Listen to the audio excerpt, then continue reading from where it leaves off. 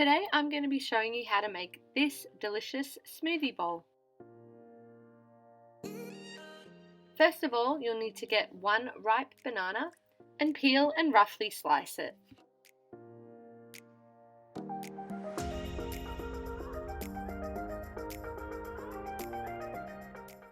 Next, I'm going to prepare any fruits or garnishes that I'm going to put on the top of my smoothie bowl. Today I'm going to be using sliced banana, kiwi fruit and strawberry. I'm also going to use some desiccated coconut and pepitas. Next I'm going to add 1 tablespoon of honey, or however much you prefer depending on how sweet you like it, into a blending jug with 3 tablespoons of non-dairy milk.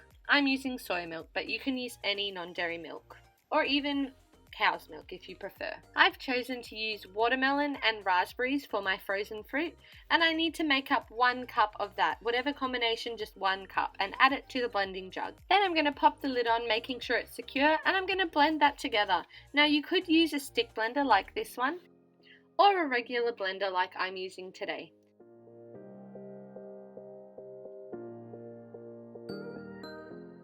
You may find that you'll have to stop and stir the mixture to ensure that it's getting fully blended, but you just need to use the spatula, scrape down the sides, and if you do that a couple times, it should come together. When the mixture is completely smooth, it's time to serve.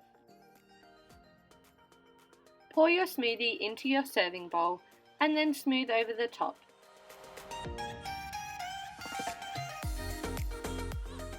Quickly garnish with your fruits and other things to ensure that the smoothie doesn't melt.